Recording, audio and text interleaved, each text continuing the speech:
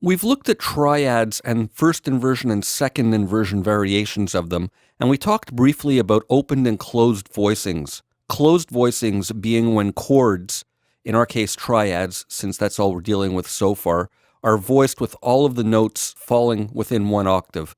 Voicings basically refer to the order in which notes are laid out across the range and how the chords are structured, meaning what note falls where in the range.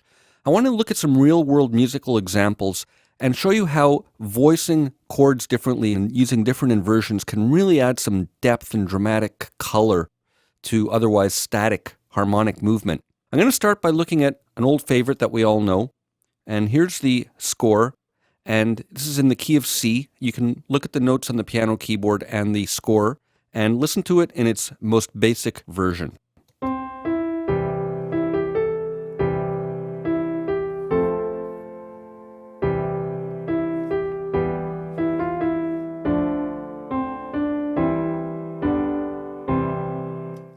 All right, so it's pretty basic. We all know this tune, and it's voiced with root position, closed voicing, triads.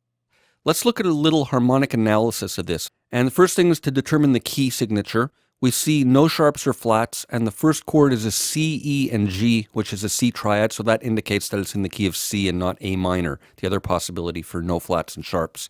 So we basically have a one chord, it goes to 4, and then back to 1, and then we have the 3 minor chord, again minor indicated by the lowercase Roman numerals here, E, G, B, just a plain vanilla root position 3 minor chord, going to 2 minor, and then 1 in first inversion with the third in the bass, E, G, C, E, and we notate that as 6 as an abbreviation instead of 6-3, and then we have the dominant chord in second inversion, indicated by the 6-4, and that's with the fifth in the bass, the D, which is the fifth of the G chord, and then back to 1. So very static, vanilla kind of voicings and harmonization. Now, I'm going to play you another version that I have of this, where I've reharmonized it, and I've not really changed any of the chord functions, any of the harmonic functions, but I've voiced them differently, and I've used different inversions. And I've played the left-hand notes. I'm going to hide the piano for now, just to make more room. I've played the left-hand notes in octaves to really emphasize what's being done in the inversions and the movement, the sometimes stepwise movement of the bass sounds. So let's listen to this.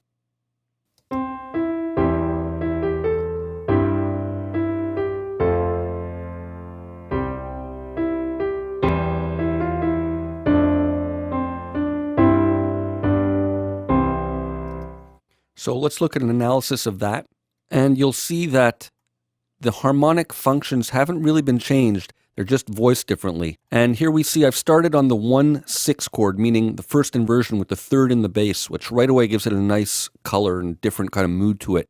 And then I've moved up to 1 in second inversion, so it's still all the 1 chord, but there's a bit of movement. It gives a bit of motion and feels less static. We then go to the 4 chord, which is some nice stepwise movement. We're going E up to G, down to F, so some nice bass movement, and then down to 1, and then from 1 up to the first inversion again. And what I've done here is I made one little replacement, very minor. Instead of using the 3 minor chord here, I used the 1 in first inversion, and they're very similar, because in the key of C, the 3 minor chord would be E, G, B, an E minor triad, and 1-6 is E, G, and C. So very similar, and I just chose to use this, although the 3 could have easily worked.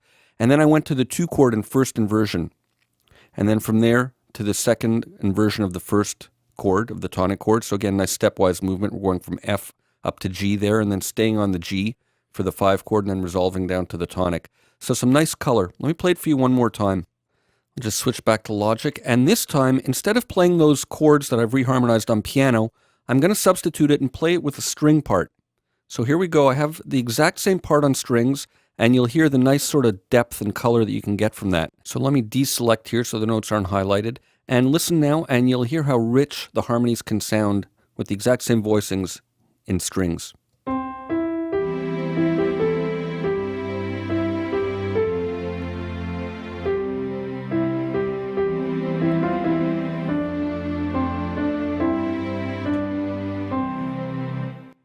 So, inversions and voicings. Let's go on to another example here, another popular favorite, Jingle Bells. Again, a really static arrangement right now, just 1, 4, and 5 primary chords, and listen to what this sounds like.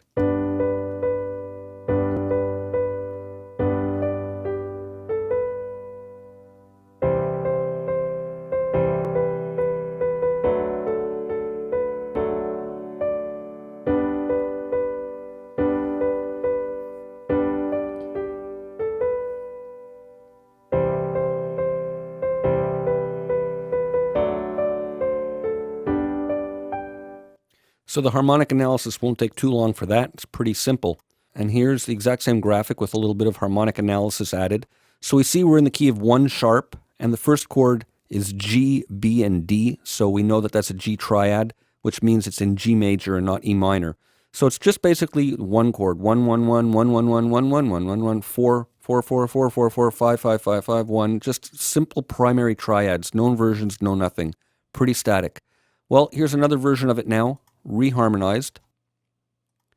And let me display both of these together. There we go.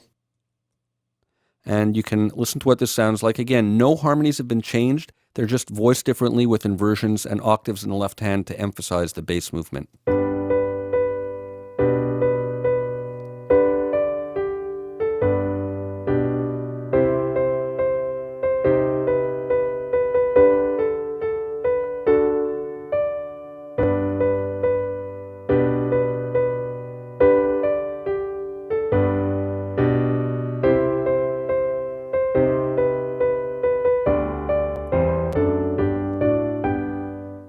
All right, I lied. One harmony was changed. I took one little liberty.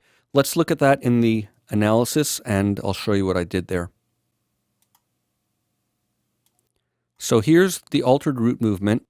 We're starting on 1, and then I go up to 1 in first inversion and 1 in second inversion. So we get that nice movement of the bass line going up the primary notes, the triad notes, and that just gives it a bit more movement, makes it less static of always sitting on the 1 chord all the time. So here we get some nice bass movement. We get a G in the bass going up to B, to D, is its second inversion, back down again, G to B, and then to C, since that's the 4 chord. So some nice bass movement rather than sitting on 1 all the time.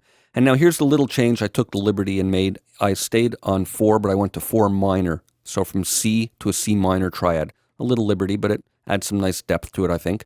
And that's indicated with MIN. You can also use a minus sign that indicates minor chords with Roman numerals. And then back to the first chord, the root chord rather, in second inversion. So again, some nice bass movement, back to 5. And then it repeats again. So G, B, D, G, B, C, C. That's the bass movement I'm talking about. So much more interesting than just having it sit on G, G, G, G, G, G, G, G, G, G, G, all the way through. So it repeats, and then I have a nice little movement at the end going on here where I'm moving from some different inversions just to get some nice stepwise bass movement and make it a little more interesting. So let's listen to this one again. And I did the same thing here. I've harmonized it with strings. There we go. So we can hear it now without the piano, and instead of the piano, we're going to hear the strings. And let's see if we can look at both of them together. And let's listen and look.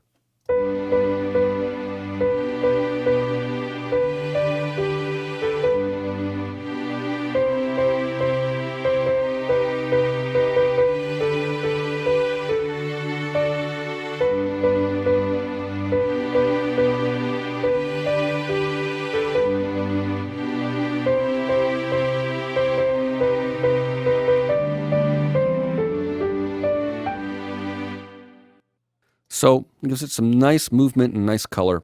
So there's a little example of how you can analyze harmony using Roman numerals. And it's a good exercise to do this so you can see what's happening in some music that you like. You see how the chords are inverted and how the bass movement is happening. And that'll give you some ideas for orchestrating and arranging and voicing your own music. So that's it. Stay tuned. See you for more in the next video.